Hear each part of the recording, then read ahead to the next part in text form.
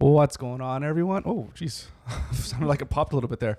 What's going on, everyone? Welcome back to the Odum and Andrea podcast. This is a podcast where myself and my beautiful wife, Andrea, get together and we sit down and we talk about a book that she's read, about someone that has done something cool, interesting, inspirational, unique, I don't know, whatever. And we talk about it and see if there's anything that they've done that we want to incorporate into our lives as we strive to be the best people that we can be. Mm-hmm. And, yep, anything to add to that? No. And today we are reading Unbound, Finding Myself on Top of the World by Steph Jagger? Jagger. That's how I would say it. I'd say Jagger. Any relation to Mick Jagger? Nope. I don't even know how you spell his name. Yeah, probably the same. Yeah. So interesting. A captivating book about what it means to unlock our true selves, or truest selves. Brave, honest, and sparkling with wit and humor. Unbound will take you on an unforgettable journey. Well, I'm waiting for you to take us through an unforgettable journey when we discuss this book. So if you like any of the stuff we do, if you like this kind of podcast where, we sit down and we discuss a book, check us out, odumanandrea.com. We got plenty more podcasts for you to listen to. But for now, Unbound. Mm-hmm. Let's do it. Let's get it done. So she is Canadian. Ooh. And that's why, I picked this book because it's kind of cool. That's the criteria. If you're Canadian, we are going to read about you. Canadian, eh? She has this metaphor running through the whole book about a story that you probably may have heard of before, but it's a story of basically a little tiger cub is being raised by sheep. And so he behaves like a sheep for his whole life until another tiger sees him and is like, what the fuck, dude? Why are you behaving like a sheep? Right. Take a look in the lake and look at yourself. You're a tiger. And he's like, no, I can't be a tiger. I'm a sheep. I'm a sheep. Eat sheep. Yeah. And so he looks in the lake and is like, oh, I am a tiger. And then he roars and becomes his true self, basically. So this is kind of a theme. She goes back to this idea throughout the book. But she uses, she's like a ram, or she's trying to ram everything, but she's not a ram, like a big ram. So this Steph. Yes. She thinks she's a ram. Mm-hmm. But she's not. Okay. Yes. So that's the metaphor she uses is rams. All right. The animals she uses, is a ram. Right. Okay. So. All right. You got to be careful too when you're talking about, I need to be my true self, which is also different from being something that you actually are not. Yes. But we won't get into that. Yeah. She has a brother and two sisters, I think. So we're from in Canada. Vancouver. Yeah. No, I'm just kidding. Vancouver's great. So she's the youngest of four kids. She's always kind of felt like, she's the youngest. She's, always having to catch up and always like the weakest link because she's the youngest. Mm-hmm. And she never really identified with her mom. Like her mom and her friends would get together and talk about being moms, and she always kind of felt like, they're just like settling as being moms. I think that's kind of how she feels.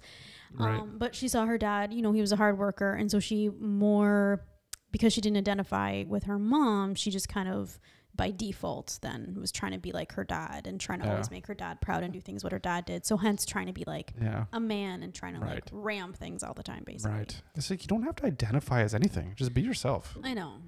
Anyways, I'm just like, I mean, if you feel as if motherhood is not for you, then okay. If you feel like you want to do more of this stuff, then okay. Just so just be true to yourself. Anyways. So she always kind of felt like she was going through life and like, what next? And there's these check boxes I need to check off as I go through my life, right? Mm-hmm. It's like, okay, I got to get into a good university, and then I got to get a good job, then I got to buy the house, or she bought an apartment.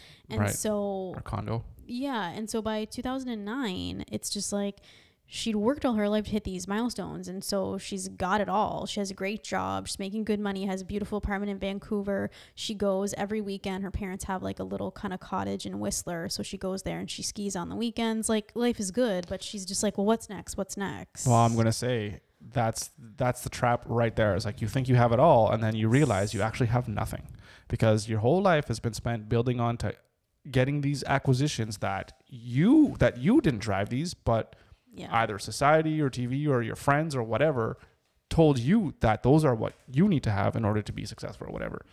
And how old was she when she was starting to feel this? I'm not She's obviously sure how old enough she in terms of is. on her own, being able to afford a condo in Vancouver, no less. I know. Even back then, it was expensive. I I don't know what the know. hell it is right now, but I feel like she was like around like 29, I think, something like that. so late enough. Well, not late enough, but early enough to realize. Yeah. But for a woman, though, being 30 is pretty late to figure that shit out.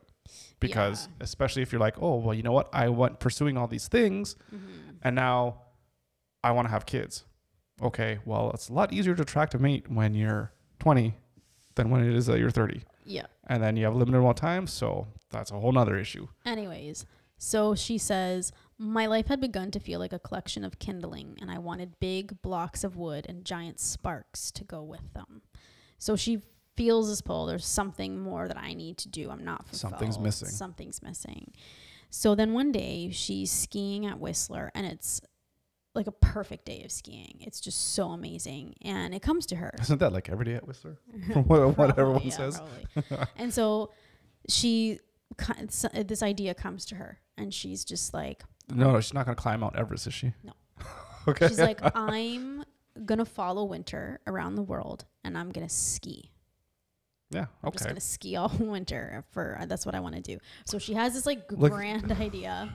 Just thinking the contrast between the book we read last week and this one of like, well, I'm just going to follow winter and ski over the world. I know. And the other person's like, I just would like to not eat grasshoppers. I need to be sold into sex slavery in order for me to be able to get my freedom. You know? Yeah.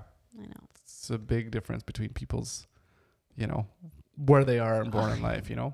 I'm not saying that you shouldn't enjoy life or anything like that, right? But it's just this is the contrast. It's crazy that like this is the world that we live in. You know what I mean? I know it's unreal to me. The friends she's skiing with, just like, because she blurts out this grand idea, and the friends she's skiing with just laugh at her. They're like, "Oh yeah, Steph, like you're gonna do this? Like you can't do this. You have to quit your job, and you have this apartment because skiing is expensive. Blah, blah, blah. It's a part of Vancouver, and sell it. And, well, I don't know. Yeah. Anyways. A lot of equity in there. And so then she just kind of laughs at herself too. She's like, oh yeah, that's so ridiculous. And then she sees the sign as they're going up the ski lift. She sees the sign, and it says raise restraining device.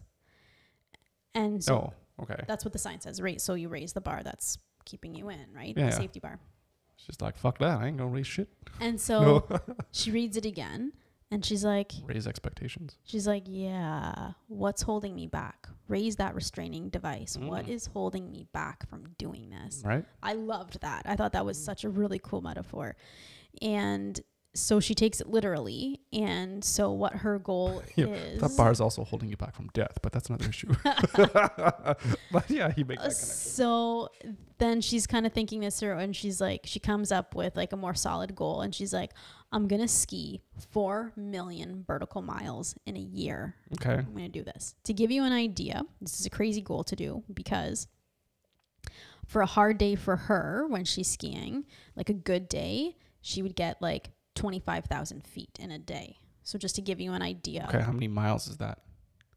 I don't know. But so, I don't know. So 4 million vertical miles that she wants to do in 1 year? Feet, sorry. Okay. It's feet, yes. 4 million. Sorry. Vertical feet. I think that's what she said. But still a lot. So it's a lot. So what's 4 million divided by 25,000? I don't know. I'm just going to do a quick calculation, because then we can get an idea of how many actual days in a row you would have to do. So 4 million, that's a lot.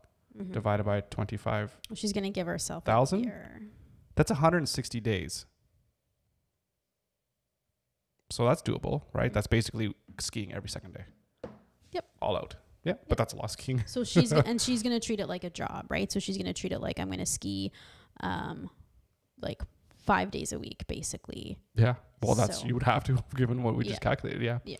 It's definitely doable. That's cool. Yeah. All right. So that's what her kind of plan is. And so, and basically, like, it's more than, if you're like a skier, it's like more than you're going to like do in your lifetime, basically. So it's like a huge, really? It's a huge goal. So you used to ski too when you were younger, right? How often would you go? Like once a week. Yeah. Would you say that you were, okay. Would you say you were like a good skier? Or No. No, I was still a beginner. Yeah. Like I would ski. So it goes green, blue, and then black diamond. And so there's got to be more in between, no? Nope. Really? It's just 3? I think so. Back when I was skiing, it was the hills that I went to. It was like green circle, blue square, and then black diamond, then like double black diamond. Yeah, and then just hit the Death. bush. You're just the bush Pretty on the top of the mountain. Yeah. And so I think I would do every once in a while. I do like a blue square, but Mostly just the greens. Mostly just But the then there was the greens. bunny hills too, which was like my this guy style. right here. Oh man, I went skiing one time and it was the worst experience I ever had in my life. Well, not the worst. It was brutal. I hated it. I'd probably maybe like it now, but my skis never popped out and I was like twisting I don't even know how I survived. The T-bar was the worst. And you know Sudbury. That was in one of those Sudbury hills. The T-bar was the worst. It was cold. It's freezing. It's snow everywhere. I hated it. Oh, I hated it. I know. We're going to talk a bit more about the T-bar later. So No, in this? Yeah. Okay. I hate the T-bar. It's like a death trap. Why do they send people on those things? There are things worse than a T-bar. It can't be. I didn't think there could be either because the T-bar is, I fucking hate it. The worst thing about T-bar is like, okay, this guy who doesn't know how to ski needs to go on the T-bar. Everyone stops. Everyone has to wait. And while I'm getting on there and like Oh my God. somehow not die. I don't know how I didn't fall off and put the skis in the Anyways, thing. It's so bad. So anyways, so she talks about all the responses she gets. And it kind of reminds me a little bit of when we told people that we were going to do our trip. Right. Yeah. So, and she says, it would take a long time for me to realize that the "you're crazy" response was a cue to move forward, all guns blazing, and to learn that divine interventions and the ideas born of them aren't meant to be understood, especially by other people. And I love that. And I was just like, yeah, like fuck the naysayers and fuck the haters and do what you need to do. You have to do what's good for you, because if you listen to what everyone else would say, number one, everyone will have a different opinion. I'm not doing anything. Yeah. Yeah.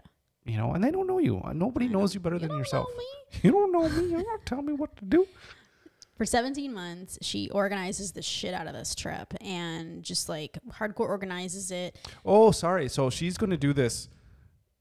She's going to follow winter. I thought she was just going to like, oh, I'm not going to do the traveling around because that's crazy, but I'm just going to do the 4 million or whatever, like just at Whistler. But no, so this is so she's planning. Okay, she's planning on this. So she and like it's not like it's hard. This is to me. This is more of a logistical. It's always about logistics. It's a money problem, really. Yes. Because I could be like, oh well, I'm going to skate around 10 million hockey rinks over the year. So like, I just need to plan around how I could go play hockey in every single city. Yeah. Like that's just a money thing. So anyways, the one thing I love about this book is she is hilarious. I laughed out loud. I don't know how many times. Oh, really? It takes a lot to get me to laugh, especially like a book. With a book, yeah. Oh my gosh. Like a laugh out loud. Yeah. It was so good. So she talks about organizing things, and so I just have to read you this because it was so funny, and I just really related to it. So she says she's spending time like trying to find a toothbrush because she wants to pack as light as possible, right? So you want to find like a light toothbrush. So she was like, it seemed like a good investment of time to spend an hour in the toothbrush aisle at the drugstore, attempting to determine which brush, bristle count, and firmness would last the longest and weigh the least. Because when the other travelers' brushes wore out and mine didn't, who'd be laughing then? I could imagine the universe turning to me. Well planned, it would say. Well fucking planned. But it's just like little things like that throughout it. It was so that wasn't even the funniest one. Right. There was other ones. It sounds like it's one of those things that like if you ever talk to people that are extreme into camping, and like every like gram is like to the T. You know what I mean? Oh, is that toothbrush 12 grams? Well, fuck that. Mine's got to be 10. You know, like I'm gonna like saw the end of it. Yeah, exactly. Like, right. So I only need this much, and it's got to be as light as you can because everything counts. But it's interesting though. Is she want to be really light because she's just taking everything skiing with her, like on the hill, or she just wants to travel as light as possible? Well, as light as possible. Right. Yeah, exactly.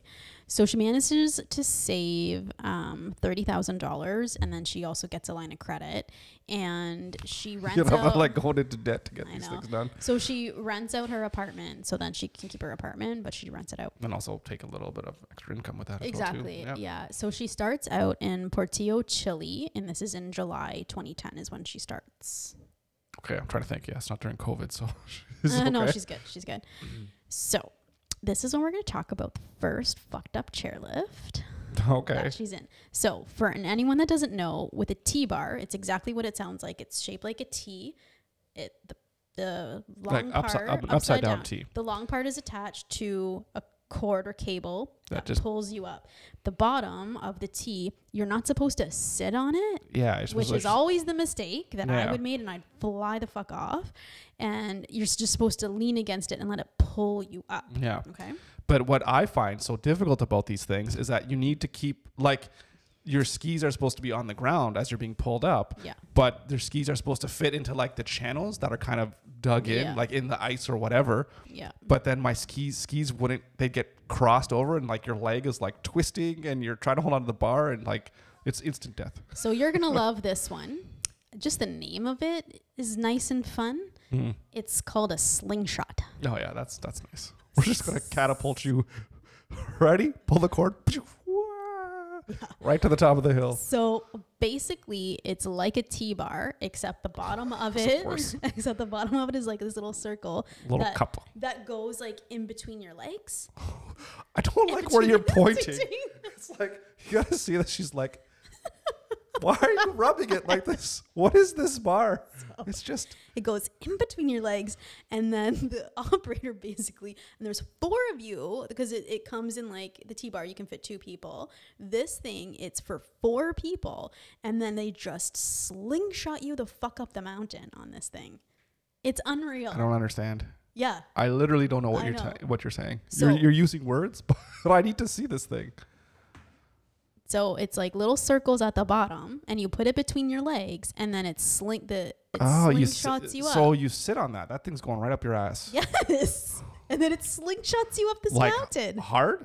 Like fast? Yes. It doesn't just like... She said it depended on who the operator was. If he was feeling like an asshole. Yes. So how do people not just instantly die? I don't know. And then she's like, even because there's 4 of you, and imagine 4 of you on there. 4 times 2 is 8 skis tangled all up in there. Right. Like it's Are the skis touching the ground too? Yeah. Like it was a goodness. disaster. Yeah. I was like, this is... Did she have any crazy accidents, or did she say that anything crazy happened? But because she's, she figured it out eventually. Yeah, well, I mean, she better be a good skier. She's going to do this too. Yeah. Oh my goodness. The one thing I wondered about this though is she doesn't delve too much into like her planning and the actual like mountains that she wanted to make sure she skied around the world, because obviously there's pretty famous ones. Yeah, those ones are also probably pretty expensive. Yeah, well, of course. So I would have liked to have known if there was ones she wanted to do but didn't get to, or that kind of thing. And what of the like all of the other things, because that interests me, right? The logistics of it. What visas did you have to get? Did you know what resorts you were going to stay at? Because she would stay at resorts, but then you ski multiple different mountains, right? Like if you stay at Whistler in Whistler Village, you ski Whistler Mountain, and then you can also ski Blackcomb Mountain, right? So they're 2 separate. Are they far enough away, like to get to? Well, they're right beside each other, basically, but they're 2 different ones. So she would kind of hop from mountain to mountain. Well, it's funny too, because you say about what you're interested in is I'm interested in like you're going to all these different cities, and are you seeing the cities? But maybe she doesn't have any time. She's like, I need to ski the whole time. A question that I have for you is, how does she get to these different places? Like, is she just flying at different places? Because like for me, I'm like, how amazing would it be to just, she's just by herself, buy like a van, and then like how much cut down on your expenses that you don't, because I imagine but she's going to continents. You can't drive it. You got to fly. Yeah, fair enough. Yeah, fair enough. But even then, so when she's in a continent, she wants to get from resort to resort. Is it just like, oh, I'm just going to like Peru, and I'm just skiing the one place in Peru, and then I'm off to the next country? Yeah. Oh, so it's like one hill per country almost? No, like I just said, it's like... Or like one resort per country. It depends what country. Right, because like if you go to Canada, there's lots of different... You can ski in Vancouver, you can ski in Quebec. Calgary, exactly. Yeah, exactly. So that's what I was interested in. It was that kind of stuff. So then her next stop is in Argentina, and she's there for a month, and she's skiing at this place called Cerro Catedral. And like I looked up these places, like they're beautiful, and her descriptions of these places are just like amazing. They just look gorgeous. And so she meets 2 Americans while she's there, and they're super friendly, and so they ski together just about every day. Right. And so one of the guys, his name is Chris, and he ends up, it takes her a while. She's like, he's really kind of standoffish, and like she more skied with like the other guy, not so much Chris, but he ends up kind of opening up to her a little bit, and he ends up going with her to her next stop in Argentina. And she ends up kind of getting to know him a bit more, and then a little bit of a relationship there begins because they have a little bit of a fling. But then she's off to New Zealand, and she falls in love with New Zealand. It's one place where she had always wanted to go, and so she says it's like British Columbia on acid. Oh, really? How she describes how beautiful it is there. Yeah. Well, you just look at Lord of the Rings, and you like oh my gosh, the scenery and the imagery in that movie is just amazing. And that's only in certain parts of New Zealand. I mean, it's a big relative place, but yeah, it looks gorgeous. It looks gorgeous. When she's there, though, what she finds is that as beautiful as it is, the weather is unpredictable, and she barely has any ski days, and she's getting so frustrated. The different places she's staying at, because she'll stay at like some hostels, or like to do it a bit cheaper, and then at some like resorts, and she's like, the way she describes them, they sound horrible. They just sound like dumps. The hostels or the resorts? Even the resorts sound like dumps. Really? Yeah, and so she's so frustrated because she needs to get her skiing feet in. Is she blogging about this or anything like that? Does she have I don't know. You know, like how's she keeping track, or is she? I don't know. I don't know if she's like journaling. I'm not really sure. Well, she must be doing something. Well, she's keeping track of things. Yeah.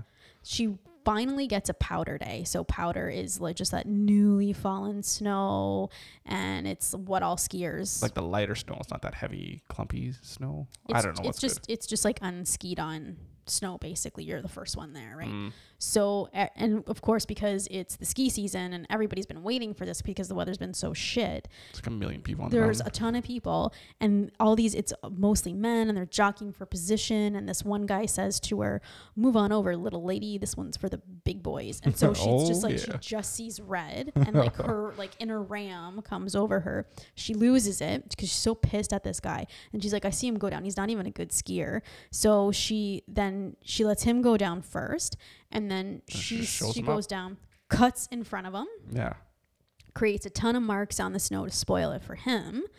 And then she gets to the bottom and she's like, "Oh, I thought it'd feel so good. Like I showed that bully. I feel like an asshole." And she feels like an asshole. And she's like, "I'm no better than he was," basically.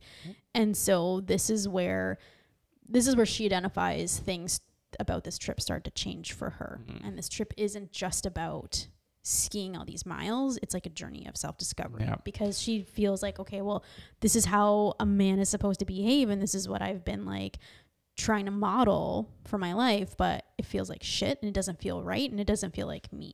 Yeah, because she's trying to behave her behavior like a man. Like her reaction is like how a man would react. Yeah, you know, which is not to say that that's an appropriate reaction as well too. I think a lot of people, I think everyone should read. It should almost be like required readings to read Martin Luther King Jr. And some of his stuff. Yes. And how he, you know, I mean, in a nutshell, of like turn the other cheek, right? You know, be the better person. You know, don't respond violence with violence. Respond violence with love, or just nothing, right? You know, you don't engage in it. Yeah. Because too, when you think about like road rage or whatever, like you piss off the wrong guy, someone cuts you off, and you're like, oh, blah blah blah. They just come out with a gun or a bat, and then they just, you know, if you hear like actual stories of like people that like beat other people in line because they're pissed off at them, it's like, it's horrible. So you gotta be careful out there. Yep.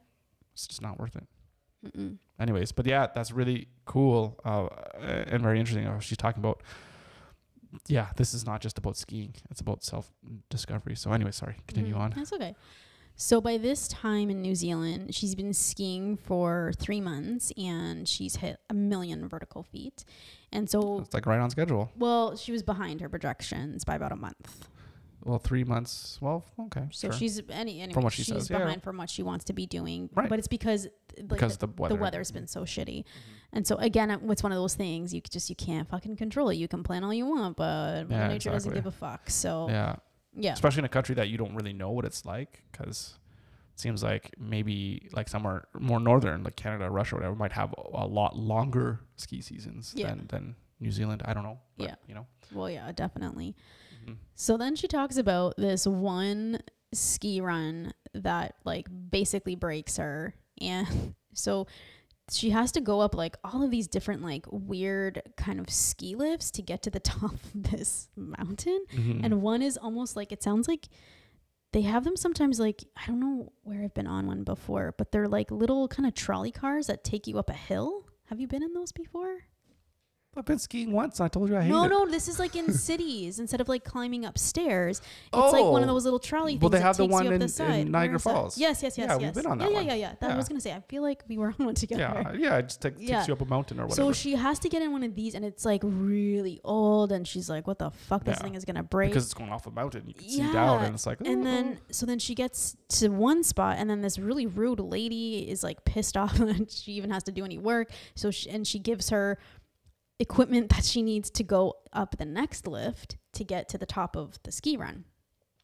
And so this is the second fucked up ski lift. So it stops at different. So sometimes they'll stop at different points on the mountain, so. depending on your skill level or what route. Because there's lots of routes, I guess, on a mountain.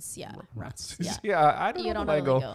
So now she has to do this whole new ski lift, which shockingly is even worse than the slingshot and worse than the ass shot or than whatever. a T-bar.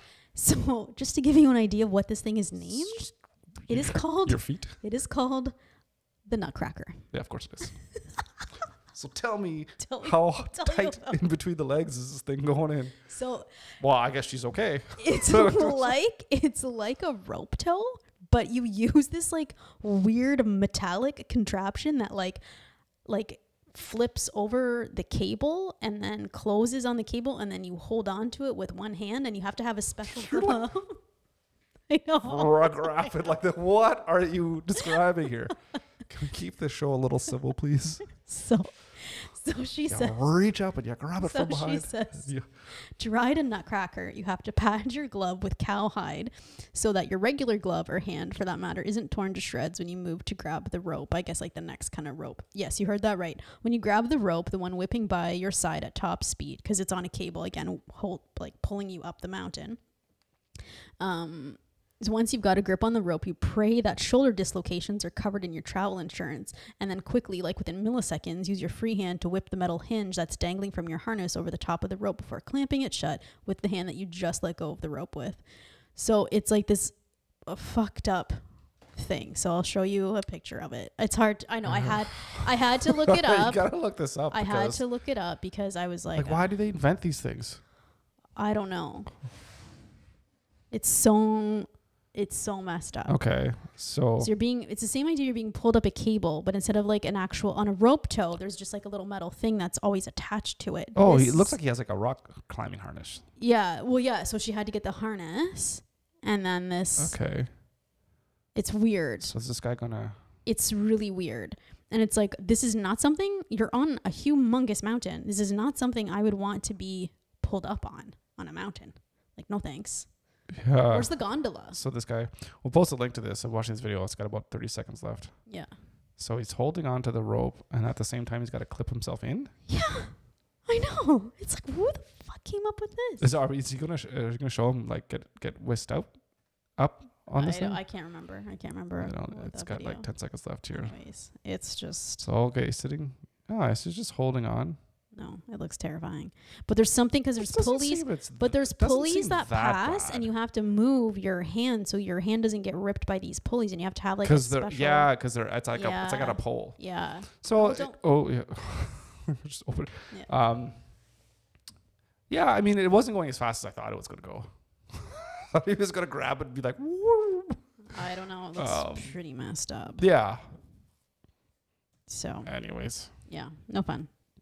So. No. By the time. Because you need to be good on your skis, right? Because that for me is always the biggest problem, is that if you actually just fall with your footing, you're going to be dragged, right? Yeah. And especially if you can't let go because you're hooked on, you're being dragged. And that could be very dangerous. Yes. Yeah. So she is done her skiing for the day. She gets to the part where she's supposed to go down that big tram car to get to the bottom where her car is, her rental car is. But you don't just ski all the way down? No, because remember she had to take that tram car to then get to that Nutcracker tow. So to the Nutcracker. Right. By the time she's done skiing for the day, she doesn't realize that there's a stop time for this tram car, and she's blew by this stop time. So now she's in her ski boots, she's carrying her skis, and she has to walk down the mountain. The mountain. So she's like pissed by the time she gets down the mountain. Pissed at who? At herself. Okay. At not being at the tram car not being told that there was a cutoff time for this tram car. She's pissed that she's behind on her schedule. She's pissed that the weather has been awful. She's gonna have to reframe her mind here, I think. Because so she says, I was angry because anger is a beautiful mask for denial. Anger is easier than looking like a fool. I hated looking like a fool. Perhaps it's because I was the youngest, always the one who didn't know how, always the one playing catch up, always the one who needed a lesson or their handheld and their tears wiped. So you can kind of see it's like all kind of coming out that she's feeling. You got to you got to move beyond that. Well, the things that happen in your past. I mean. Of course. Her and Chris are keeping in contact this whole time. They're Skyping and talking on the phone and everything. Mm-hmm. And he eventually sends her a bunch of books that are talking about like kind of like a transformative journey. So he sends her Joseph Campbell's, it's tapes of Joseph Campbell talking about name sounds familiar. Who is he? So he's like a mythologist, and he wrote one of the most famous books called The Hero's Journey. Right. And so it's him talking about this because Chris himself has gone on some pretty personal journey. She doesn't talk too much about his issues, but it definitely lots for him to talk about. Yeah, exactly. But he sent her these books that really helped him transform. And so she's beginning to realize that this trip isn't about just like skiing all the miles and just like knocking off this achievement and having like another box checked off. She realizes now it's about more than that. Mm-hmm. So she meets up after New Zealand. She had planned with some girlfriends to just kind of take a bit of a break and meet up with them in Bali. So they're in Bali, just kind of hanging out and just kind of hanging out. Just in Bali. Jeez. Yeah. And so she's listening to her friends just kind of talk about like their regular lives, right? And she's like, how petty is this? And she realizes that she's not going to be able to go back to her old life after this is done. Like she just kind of, after listening to them talk, and she said somewhere along the way, the plan had officially changed without me knowing it.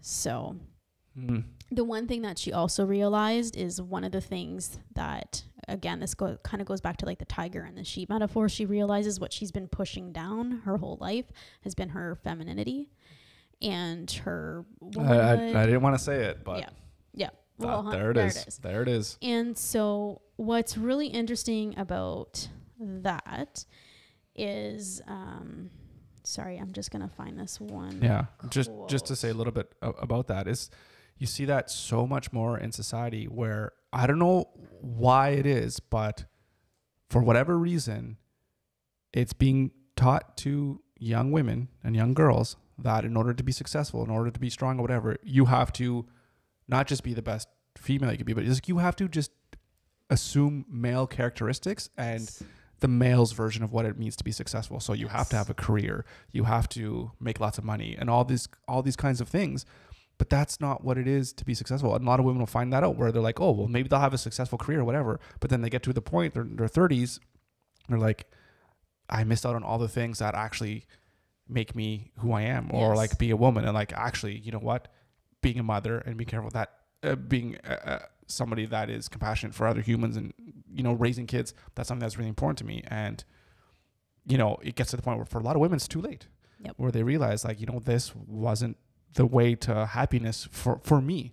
You know what I mean? And again, everything's on a spectrum. I'm like, I got no problems with anybody who wants to not have kids or work on a career or whatever, but you have to just understand that to be a successful woman doesn't mean that you just have to supplant you into a man's position. And that's what's successful. You know, like even look at how the movie in Hollywood is like, oh, it's like, well, we're just going to redo a male movie and just put a female in that character and give that female all the male characteristics. And then that's to say, it's like, no, that's not what makes, you know, a strong female. You know, it's not just giving them male characteristics, you know? Anyway, so it's just fascinating. And it's great to hear that people are talking about this and saying like, you know what, actually, you know, I tried so hard to just have and take on all these male characteristics and be like trying to get to that male version of what success is for a male. And then it's like, it's actually not for me as a female. There's other things that are more important to me than that. I think it's quite interesting, and it's quite an important conversation I think people need to have. Yeah. Well, and it's not even about like embracing the femininity and embracing how just to be a woman. The other thing that spoke to me about this was about motherhood and about how it's like I've always felt like, okay, well, I'm a mom, but well, I need to like contribute to the household some way and get a job or start a business or contribute that way. And it's always something, it's in the back of my mind, like niggling at me, like, well, you need to be doing something more. You need to be doing something more. Society says that you need to be a boss bitch and you need to be able to bring home the bacon and be the Martha Stewart mom and do all of these things. And then, but it's only until like within the last couple of years, it's just been like, you're enough. Being a mom is hard, especially a special needs mom, especially a homeschooling mom. That is enough. Like that's okay. And you're the only one who's feeding this narrative to yourself, because you sure shit don't say anything like that to me at all. You're always telling me just to be a mom. Yeah. And so, but I think, well, don't not just to be a mom, but just to be the best mom that you can be. And I'll push back a little bit on this and say you're not giving yourself enough credit, because number one, I would not have married you if you were the type of person that says, well, what's most important to me is having a career and doing all these kinds of things. Because for me as a man, what I want is I want a woman that is going to have my children, be a great mother, stay at home with the kids, raise the kids in the way that meets our values and whatever. Yeah. And it is my role and my responsibility to make sure that I take care of you guys and do all the things that I need to do as a man. And that's my role. And that's what I want, and that's where people need to come together and make sure that you have the same values. And again, I've never pushed you and said you have to do this or whatever. Never. There's been a few times where things were rough or whatever after graduating, you had to have a job or whatever. And that's the things that you come together and everyone kind of helps out to make sure that the family, of course, is okay. Yes. But for the majority of the time, it's me working. And for me, what I would say to you is what's most important for me is that you provide that support for me to help me with business and trying to do all these things that are going to be beneficial for the family, because if that grows, that's what's the most important thing. So I know you said that to yourself too, but I've always said, just like, no, you don't need to, like, our family's not going to be make or break whether you have a job or not. But I think society on some level devalues motherhood in that 100%, way, and devalues that it's okay if your purpose is your kids, and it's okay if your life is your kids. Like, that's okay. Yep. Like, definitely have interests outside of being a mom, which I do. Oh, absolutely. But it's just like, that's my purpose, and people find their passion. This is my passion, and that's okay. And it's not, yeah. So that's why, like, I really identified with this book, how she's talking about that. Yeah. She had a lot of shame linked to femininity, though, from an early age. I won't tell it here. She tells a really good story about getting her first period, and it's horrible. And you can see how immediately that's going to put you off anything feminine. It was really awful. This is just maybe a little bit like her mom not really teaching her or preparing for what was going to happen, or it was at school and then No. Kind of like the Carrie stuff, in the movie Carrie or whatever. No, I haven't seen it, but no, it's not. It's not like that. Okay. Anyways, read the book. It's just she's. Yeah, no. You read the book. I'll tell you, but I did. All right. Yeah. Not the point of the stuff. Okay. But she says, "Is this what you want forever and always? To define your life by your ability to win ribbons? Do you want to be the kind of woman whose only way of relating to the world is to man up? Whose idea of success involves keeping part of your identity hidden? Is that really you?"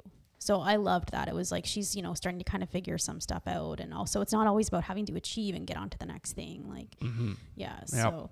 So she begins to ask herself those more deep questions. Yep. So by the beginning of December, it's been like 6 weeks and she hasn't skied anything. And so she's in Japan at this point, which sounds awesome too.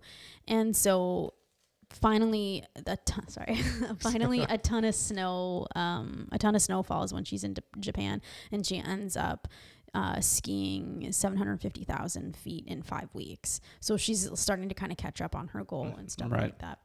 She gets to Switzerland in late January, and she's only managed to ski 1.6 million feet in 6 months, and so she has 4 months left to ski. To get a little 2.4. Yeah.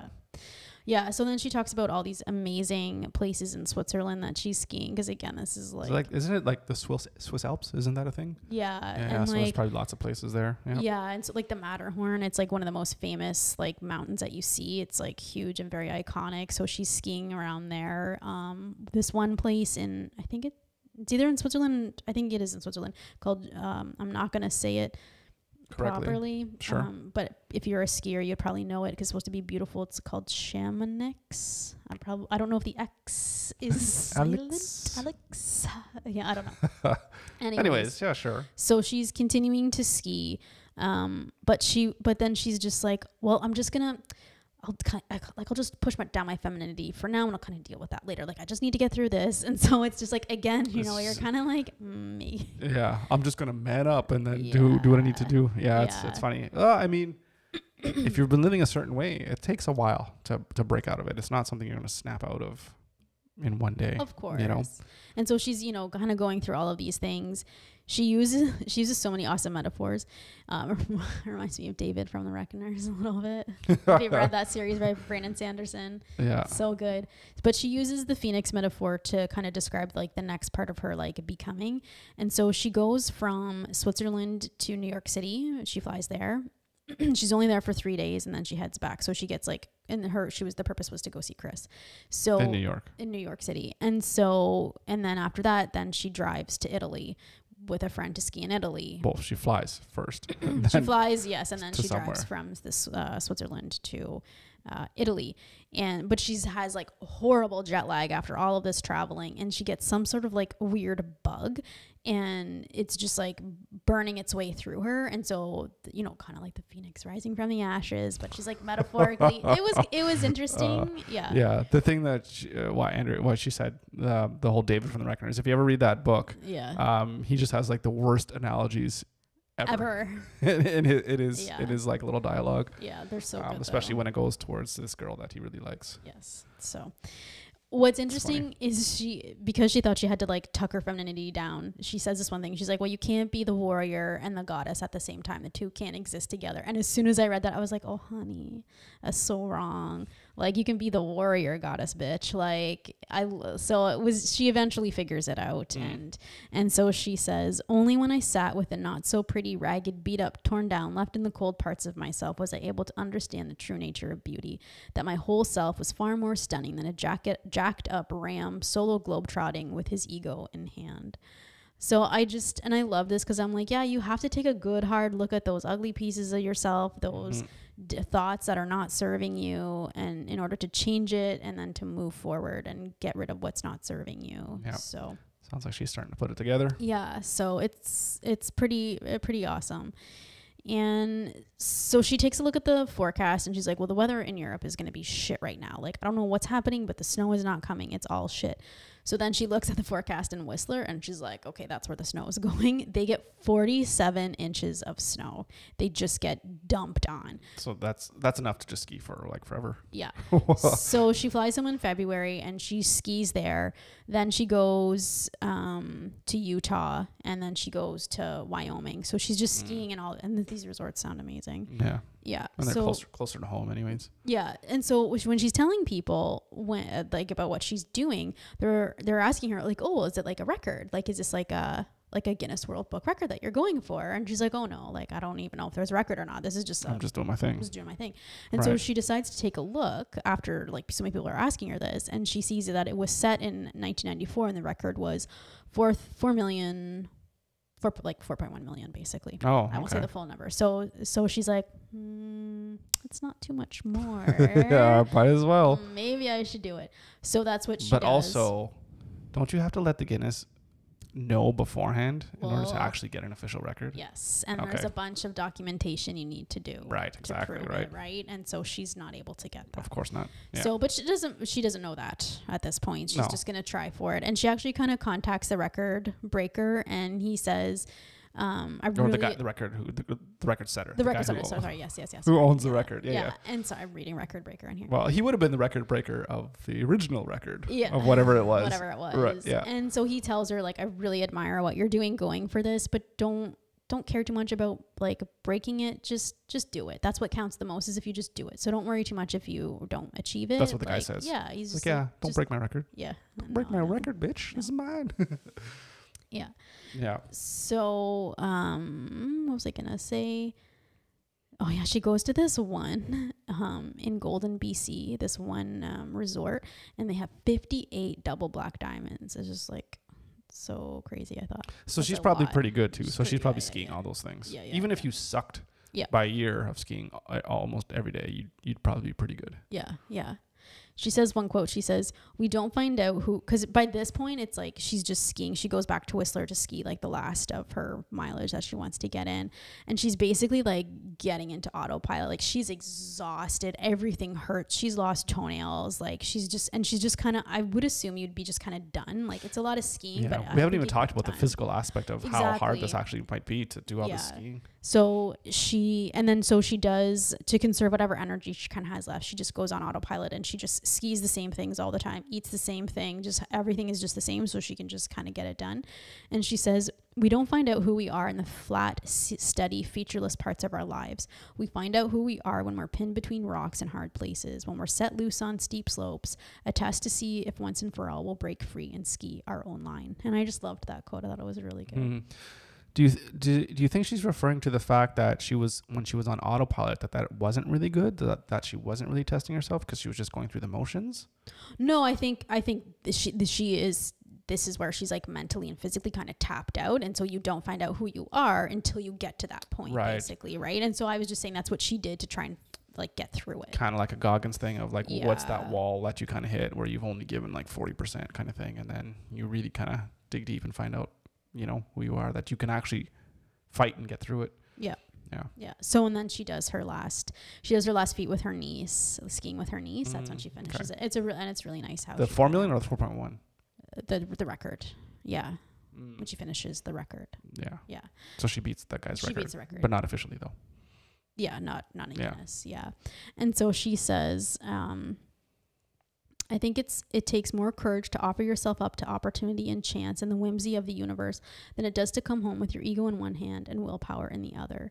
So it's more about like just taking the opportunity, whether you fail or whether you succeed, is just about going and doing it, basically. So she skied for 161 days, over 4 million feet. That's exactly what I calculated. I said, she needs to do 160 days. Yeah. So 10 months, 5 continents, 45 mountains. Yep. And then eventually her and Chris get married. Of course. Yeah. And they're still together. So they have kids? They do not. And she wrote the next book that she wrote. What's her profession before she was like a marketer kind of thing. Like she did like marketing and that sort of thing. She actually did work because right before she left was the Olympics at Whistler. Okay. And so she did a lot of like kind of marketing. So she's worked like an agency or something like that? Yeah, something like that. Yeah. So she did write another book called Everything Left to Remember, My Mother, Our Memories, and a Journey Through the Rocky Mountains. So her mom was actually diagnosed with Alzheimer's. That's like the worst. I know. So her story is about, that book is about going through her losing her mom. I just watched last night a little bit of Still Alice. I can't. I know.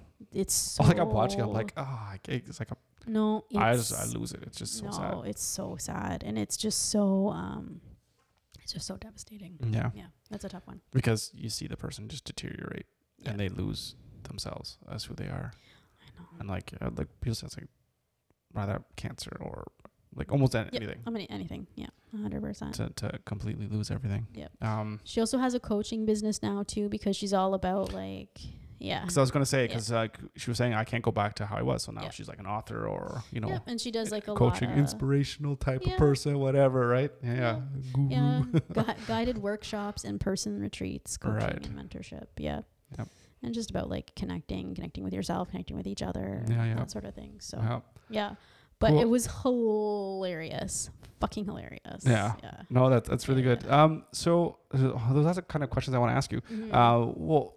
So she did that as a world record, but not knowing before, but whatever. Mm-hmm. The question I want to ask you is there anything that you would want to do to break a world record, or be like, oh, you know what I want to do this, and like, what is the record for? Because I'm sure there's records for everything. Yeah. And like, what is some kind of adventure or something that you'd want to do that's like, like I'm trying to think in my mind of like,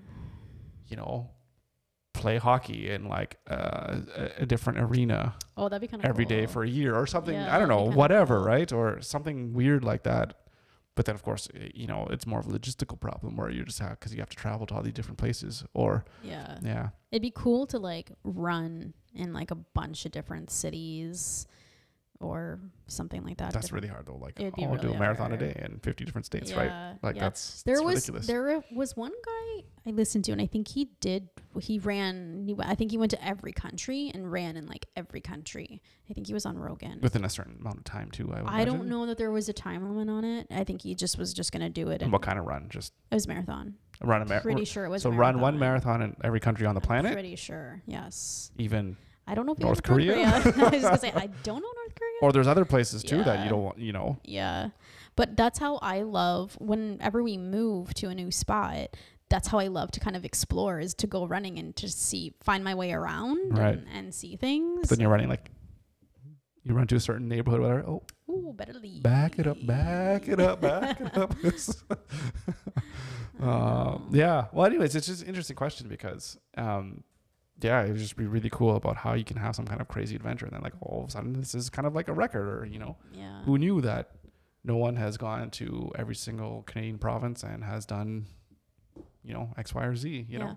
Actually, the guy wrote a book. It's called Running the World, and his name is Nick Butter. And I was going to say, I didn't know if he wrote a book or not, but that actually would be a good book to read. Yeah, it might. So might be I saw him on Rogan. I remembered that it was a guy. Yeah, so he has faced gunfire, muggings, dog attacks, and a minor heart attack in his running career. What heart attack? What year was this published? I don't know. Well, he did it over 674 days from 2018 to 2019. Oh, yeah, interesting. So that would have been during COVID then. No, or at the start. COVID. At the start. Well, 2019. You said that's when it started. I know. Anyways. No, but I mean that's logistically a nightmare as well. If you have to travel for that, right? That's all I'm saying, right? Especially at the height. I think it was done by he was done before COVID. Oh, okay. Well, that's Yeah. Anyway. Well, good for him. Yeah, it's good for him. Anyways. Yeah. Interesting. Yeah. So sounds really cool. 1 to 10. Oh, it was like a 10. Yeah. Okay. All right. Yeah. Just because it it's was just enjoyable so and funny. Her metaphors are really great. Are they great or are they bad? But they're great because they're bad. They're not, David. They're really good. She's a really good writer. It was really interesting seeing her journey and the realizations. And that's why it really spoke to me. And it was really good. Yeah. I really and it only cost her $30,000. I don't know if she tapped into her line of credit. Did she say how much of a line of credit she got? I think she got 10 grand. So but even then, because once you borrow from a line of credit, you still have to start, you got to pay interest right away, right? Yeah. So our minimum payment. So and just her descriptions, not advisable. No, her descriptions of the places that she skied was really, really awesome too. So, it was good. I enjoyed it. Show. Cool. Interesting. So 1 to 10 is a 10. So that's really good. So really good book. Yeah. I kind of already asked you about any record breakings that you wanted to do.